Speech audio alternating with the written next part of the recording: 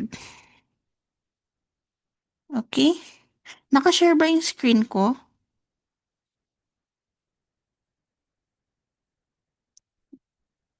Yes, ma'am. Sige. Bakit hindi ko makita? Wait lang. Hmm. Share. Okay. Okay, so ang gagawin lang natin ngayon is research speedrun. So, ang tatakal ko dito is yung title, background of the study, wherein hatiin ko siya sa tatlo, which is the review of related literature, research gaps, statement of the problem, repertory grid, and academic writing. If may questions kayo, you can immediately ask naman, pero if you want to wait until matapos, then pwede rin naman yun. So, let's start with the title. And I know naman na settled na yung titles ninyo because natapos na ang title defense. Pero still, I'm going to give a description kasi itong video is i-upload ko sa YouTube, then isa-send ko sa GC para pwede nyong ma-replay. Okay.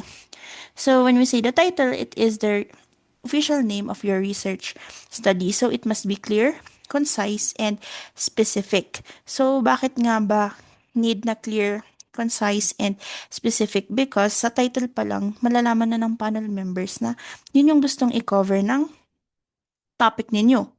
We have examples here, sabi, the effect of social media use on the academic performance of grade 10 students. It's very clear and it's very short. Tapos straight to the point siya, wala nang paligoy-ligoy pa. Ayan na siya. Pero for your case naman, you indicated there yung pangalan ng school, yung grade levels, which is tama rin. It falls under, dito. It falls under include key variables or subjects kasi nandun yung population. As well as yung issue and yung topic, di ba? Kasi yun yung gusto nyong pag-aralan. And yung mga titles nyo naman, it did catch interest kasi novel yung mga titles ninyo as compared to the previous researches na ginawa ng mga seniors ninyo. The same thing can be observed on the second one is study on the impact of online learning on students' motivation in English. So, by reading this alone, malalaman na natin na yung title is going to study on the impact. Hindi siya influence, hindi siya effect, but the impact of what? Of online learning on students' motivation. Itong online learning and students' motivation, ito yung tinatawag nating variables. Ito yung i-compare natin all throughout the study. Tapos, dito sa second example din yung English class, which will fall under dito sa population. So, sa title na to, you had already set parameters kung hanggang saan lang ba talaga yung study ninyo. Kaya super specific yung title ninyo para malaman ng panel members na, ma'am, sir, hanggang dito lang po yung scope ng study namin. We will not go through or will not push through boundaries. Hanggang dito lang po siya. Kaya important na we need to be specific when it comes to constructing our title. Pero for the three of you, I think naman na your titles are already okay, unlike for the others na magre-redefense and magre-reconstruct ng titles nila. Next one, we have here the background of the study. Ano nga ba yung background of the study na to?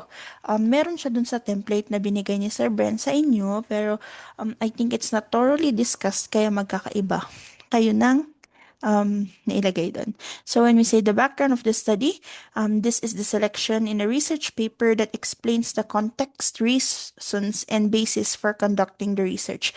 It helps readers understand why the study is important and what problem it aims to solve. So it's a background of the study. Dito na yung magbibigay kayo ng context. Saan ba tong problem na to? Saan mo ba ma-observe to?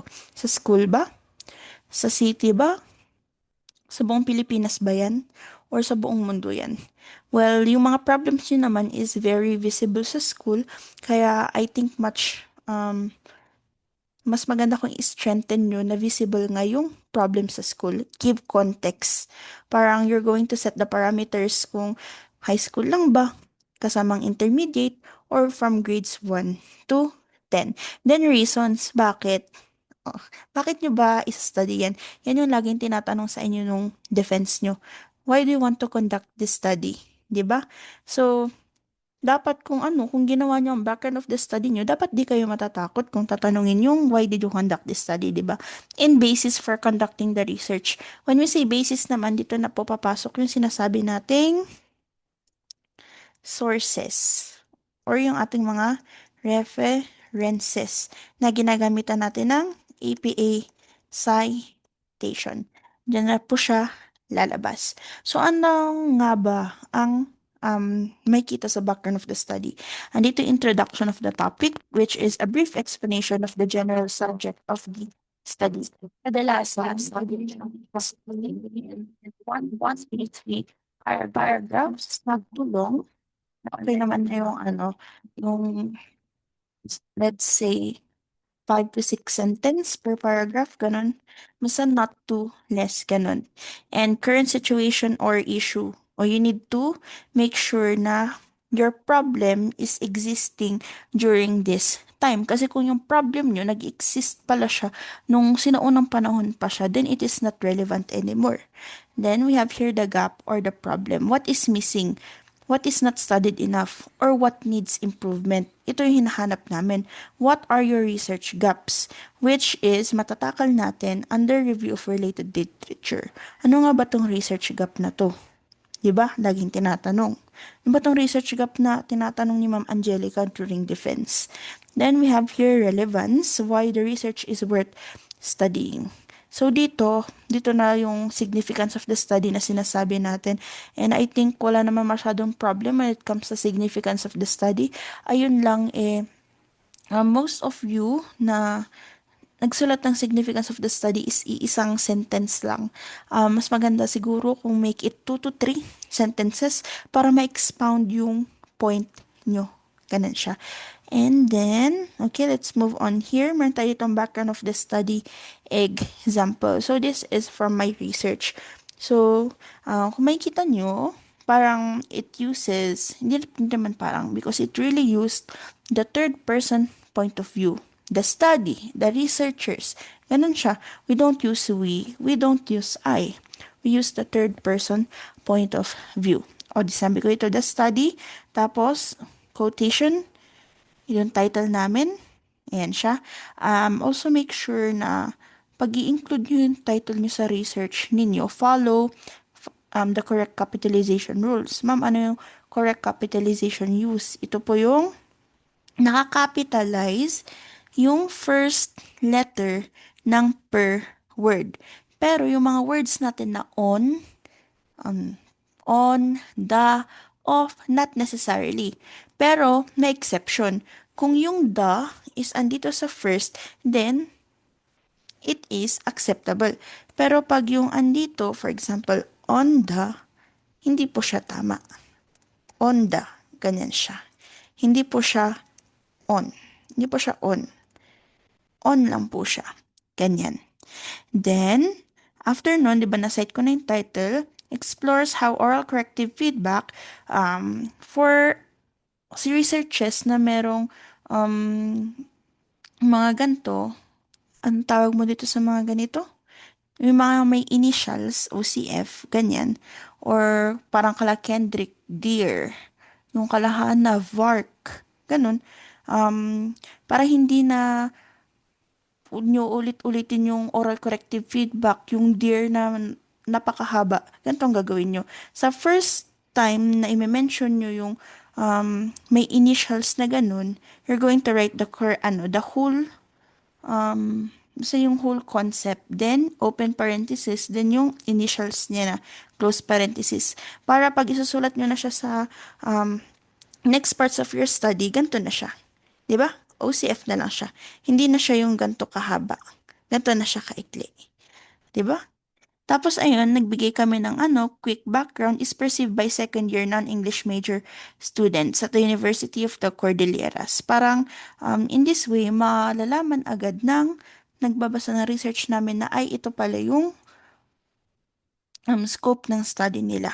'Di ba? We already set our parameters dito sa background of the study. Hindi po siya sa buong UC, kundi sa College of Teacher Education lang. Sa ano yun naman, ito may mali dito. Supposedly ganyan. No, may mali na agad sa research namin. Di bali na-publish naman na. Okay, so, sa case nyo naman, you're just going to specify kung anong year levels, kung may specific control groups ba, for example, yung kala Nicole, kung mga athletes lang ba under mind games or mind sports, ganun. It depends entirely on the nature of your study because not all can apply to you as compared to the others. Tapos, ito na.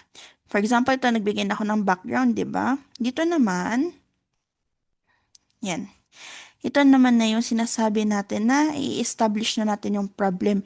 Ito yung comment na sinasabi ni Sir Bren sa mga papel ninyo. You need to establish the problem sa background of the study pa lang. Ma'am, so it means na isang sentence, dalawang sentence lang sa isang paragraph yan. Actually, you can use one paragraph to introduce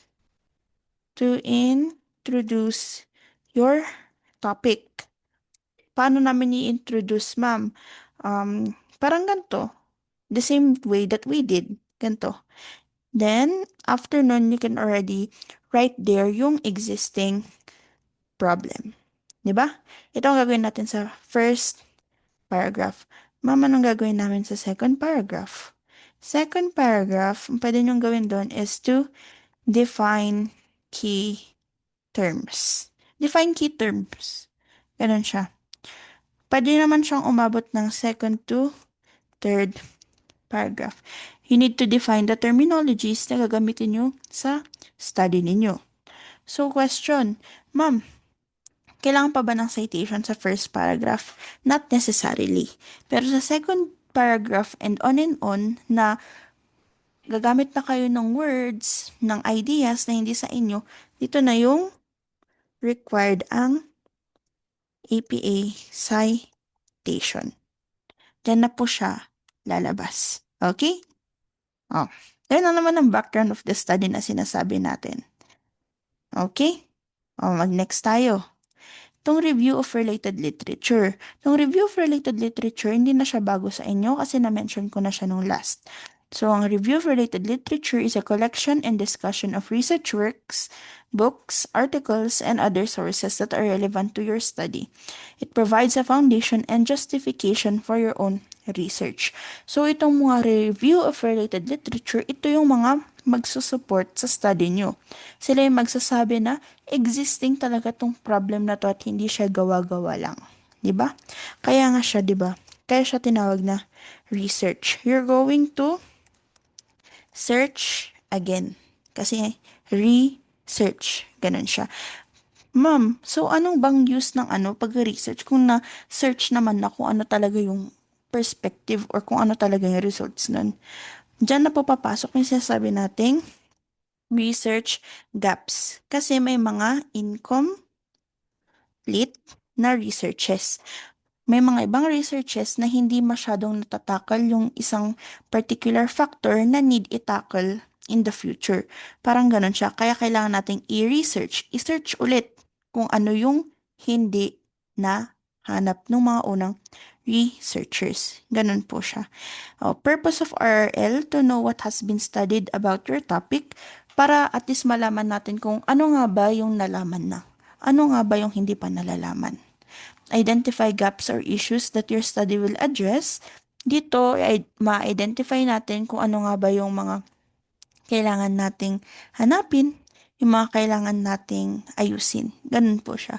Then, to support your research framework with theories and past findings. Just like what I had mentioned, hindi po pwede na nagkukuro-kuro lang tayo. Nagpuputso-putso lang tayo dyan na bigla na lang lumitaw yung research problem. Kailangan nating i-prove na nag-exist talaga siya. Pero ma'am, ba't may sinabi po ditong theories? Ayun. In your RRL, hindi lang po siya previous studies, but also theories. Okay? Itong previous studies na ito yung mga masasearch natin sa Google Docs, ResearchGate, and mga journals, articles sa internet. Pero make sure na valid ang ating source. Valid and credible ang ating source. Itong sa previous studies, ang binibigay lang sa kanila is 5 years. So, dapat yung mga sources na kukunin nyo is within 2020 to 2025. Ganyan siya. Pero sa theories, tong mga theories kasi kadalasan nasa 17th century, 14th century, meron pa yung 850 CE, mga ganun. So, itong mga theories, it can be from years ago, even centuries ago. Bakit? Kasi 'di ba when we say theories, it's from well-known proponents.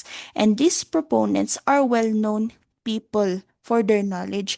So, still, we can still consider them credible. Ganun po siya. Pag sinabi nating previous studies, 2020 to 2025 lang. Pero pag gagamit kayo ng theories, it can be na recent, it can be na kahit na nung sinaunang panahon pa yan. So, ma'am, may limitations po ba? O kaya may limited number or maximum number po ba ng need namin gamitin? Actually, wala. Pero, we encourage you sa theories to only focus on 2 to 3. Bakit? Kasi may hirapan kayo pag masyado ng maraming theories ang i-include nyo sa research ninyo. Sa previous studies naman, kahit ilan ang pwede nyong gamitin, just make sure na it supports your study. Next, number 4, to avoid duplication by knowing what others have already done. Siyempre, bakit mapahanapin yung nahanap na ng iba? 'Di ba? So, parang maging irrelevant na yung study mo. Nag-effort ka lang para sa wala. Pero don't worry, wag nyo nang pag-alalahanin tong avoid duplication. Bakit? Kasi meron naman tayong title defense and by there, we had quality check kung meron bang na-research na noon, na i-research nyo ulit ngayon. For example, yung mga research nila Ate Tisha, Kuya JB ninyo, hindi naman na siya naulit ngayon kasi nagkaroon tayo ng quality control. Pero when it comes naman sa outside researches, magkapareho kayo ng title, actually it is okay kasi may pinagkaiba kayo. Yung population and local. Yung parameters nyo is within the school. Yung parameters nila is within their community. Parang by there, may kita natin na there is different. Kasi what if yung results na makukuha natin is different sa results na nakuha nila during that time. And lastly, to strengthen credibility of your study by linking it to establish knowledge. Kasi ganun po tayo sa research. Kailangan may proof lahat. Kailangan merong source. Hindi tayo pwedeng maglagay ng putyo-putyo lang dyan. Okay? Ayun lang naman siya. And then, ito po ang example ng review for related literature. Again, this is from my research. Ganito ko po siya linagay. So, naglagay ako dito ng introductory statement to further understand the problem as defined by author, Alcamash and Gulnas, then the year. Make sure na yung family name po ang ating ilalagay. Then, alphabetical. Kaya letter A to, tas letter G siya. Diba? O, tapos katulad ng sabi ko kanina, um, yung iba na ilagay natin ng long term service. Shortcut. Basta ginawa po natin yung, pwede na ba yun? Ginawa natin yung ganito. Para at least ma-establish na yung mga initials na ito, yun yung meaning. Diba? Mas madali para sa inyo na mag-encode. Diba? Ganyan. And, kung mapapansin nyo rin, mayroon tayong 1, 2, 3, 4, 4 na na authors. So, sinabi nating review for related literature kasi sa isang paragraph, let's say merong 3 or 4 na authors with the same idea na pinaglalaban. Meron silang pare-parehong pinaglalaban. Tapos, pare-pareho din yung gap na hindi nila na-solve. Pare-pareho yung problem na hindi nila na-solve. Di bale, meron kami ituturo mamaya which is the repertory grid para matulungan kayo na i-classify kung sino nga ba yung magkakapareho ng hindi na-solve sa mga magkakapareho na na-solve. Ganon siya. So, if we're just going to observe here, from here until here, This is the review of related literature. So dito, minention namin kung ano nga ba yung findings ng mga research na to.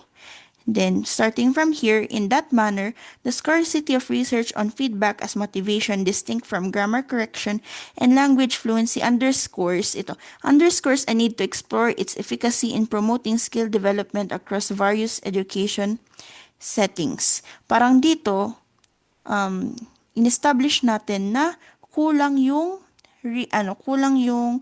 pag-explore sa efficacy in promoting skill development across various educational settings. Dito namin minention kung ano yung kulang, kung ano yung hindi na find out ng mga research na to. Kailangan yung i-mention, kailangan yung i-emphasize na itong concept na to, hindi na solve ng mga research na to, kaya kailangan naming alamin. Ganun siya. Ganun po ang paghahanap natin ng research gap. Pero I think hindi nyo pa masyadong maintindihan, hindi nyo pa masyadong mag-grasp yung concept kasi parang ang bilis-bilis lang nangyayari. Pero don't worry, sabi ko nga, i-mention ko yung repertory grid mamaya para at least matulungan kayo kung paano ma-identify yung mga gaps na need nyong hanapin. Okay? Ayan, research gaps. Sumunod na siya. Okay, when we say research gaps, these are the missing piece of knowledge in existing studies that your research will try to address. It shows what has not yet been studied, explained, or solved in previous research. So, ito yung mga kulang-kulang na hindi na-solve ng mga nauna ng nag-research. Okay? Ganun po yung tinatawag nating research gaps. Tapos under research gaps, meron po tayong mga types. Number 1, knowledge gap. When a topic has not been studied enough. For example, meron kayong nakitang source tapos hindi naman na-tackle very much yung isang concept. We can consider that as a gap. Next one, theoretical gap. When existing theories don't fully explain a phenomenon. Oh. Pero itong theoretical gap, medyo challenging siya in a way. Kasi you're challenging theories. Theories na napag-iwanan ng panahon. Di ba? Hindi naman natin sure kung still feasible pa ba yung mga theories na nagawa noon. What if yung theories na nagawa noon, applicable pa noon, pero sa panahon ngayon, hindi na po. Next, we have methodological gap. When past studies use limited methods and new approaches and could give better insight. Sa methodological gap naman, dito din papasok yung population, research design, ano pa bang pwede natin gamitin dyan? Yung data gathering instrument. Okay. What if yung nahanap yung studies, yung population nila is sa China, tas yung population is sa Luwakan Baptist, part na siya ng methodological gap. Bakit? Kasi magkaiba naman kayo ng sinastudy. Research design o yung research design nyo, quantitative. Pero yung mga existing, mga descriptive studies, correlational studies. Di ba magkaiba na yun agad? Part na siya ng methodological gap. Next, you have data gathering instrument. Yung data gathering instrument nyo, self-made, o di ba? Very novel na yon. Pero yung mga existing studies, yung ginamit nila is mga adapted questionnaires, adapted interview guides. It will fall under methodological gap. Okay? So, paano natin ma-address tong methodological gap, ma'am? In this way, pwede akong magbigay ng example sa data gathering instrument. 'Di ba kasi in previous studies, yung mga questionnaire nila dun is somewhat hindi fit sa gusto mong isolve sa title mo ngayon. Kaya ang ginagawa natin, magtutweak tayo or gagawa tayo ng sarili natin para at least ma-solve natin yung problems na hindi na-address noon. O kaya ma-solve natin yung mga problems na nag-i-exist sa locality natin. Then we have contextual gap when studies were done in other settings, populations, or cultures but not in yours. O, dyan pala pwedeng bumagsak yung example natin kanina. Kasi syempre, yung results ng studies sa ibang lugar is different sa locality natin. What if yung research pala nila is nag-focus sa college students, which differs naman sa focus nyo na primary to junior high school. Yung iba pa nga sa inyo, nakaspecify lang sa ibang grade levels. Other than that, meron din yung sa cultures. Siyempre, for example, if one study is conducted in Germany, it's different, di ba, from how it will be perceived here in the Philippines kasi marami tayong beliefs, marami tayong values na different from Western ones. And don't worry, that's still considered as a contextual gap kasi hindi naman same yung culture na pinapractice natin. And practical gap number 5, when there's a real world problem that hasn't been fully addressed. So dito, more on praktikalan na lang. For example, merong obvious real world problems, yung talagang hinaharap. Tapos, hindi talaga nila ginagawa ng paraan para ma-address, it can still be considered as a practical gap. Basta something that has to do with practicality. Okay? Next. Mabilis ba masyado? Nabol ko kasi yung 30 minutes. Anyway, ano tayo ito, di ba? You can replay the video naman because I will be uploading it on YouTube then. Okay? Then we have here the statement of the problem. So, when you say statement of the problem, this is a section in your research that clearly defines what issue, question, or gap your or no. In ending in 10 minutes, ibalik kaya yan. That clearly defines what issue, question, or gap your study will address. It guides your whole research by explaining what needs to be solved, answered, or investigated. So, a statement of the problem nyo, ang laging comment sa papel nyo is it should be smart. Sir, ma'am, ano po ba yung smart na yan? We have here specific, measurable, achievable, relevant, and time-bound. When we say specific, dapat very sure kayo kung ano ba talaga yung gusto nyong study. You need to clearly define ano nga ba yung variable, ano nga ba yung issue. Measurable. The problem must allow data to be collected and results to be quantified. Kailangan mamimeasure ang results ng problem ninyo. Kaya nga 'di ba, ang suggestions namin is the level of, the level of, the level of. Kasi pag dinagay mo lang dyan, what is the impact of online games to the students? Pag ganun kasi, hindi natin siya maka-quantify. Kasi parang subjective yung lalabas. Kaya sinasuggest what is the level of impact, what is the level of influence para in that way, we can be able to quantify. Kasi when we say quantity, it's more on numbers. Next, achievable. The problem must be realistic and doable within the resources, skills, and time available. Kaya nga 'di ba, yung mga ibang studies na very broad kinakat na namin. Bakit? Kasi alam namin na may hirapan kayo. Alam namin na hindi siya kasya sa time given, knowing na may iba pa kayong mga lessons in English at hindi lang po siya research. Next, relevant, the problem must address an important issue connected to education, learning, or society. So, most of your research naman is focused on education, di ba? Kung napansin nyo, it's related to the school because our aim is for you to help or contribute in solving problems that are being addressed by the school. Kaya relevant siya. Pasok na pasok. And time-bound, the problem must be studied within a specific time frame. Ma'am, ano po yung time frame namin? Yung time frame is yung academic year nyo lang po. Okay? Doon lang po yung pwedeng time na gamitin nyo para gugulin sa study ninyo. Kasi pag nag-extend kayo, ay nako, uulitin nyo na naman ang grade 10. Okay? Oh. So, doon nag-end ang ating discussion number 1 hanggang dito sa statement of the problem. Kasi magta-time na.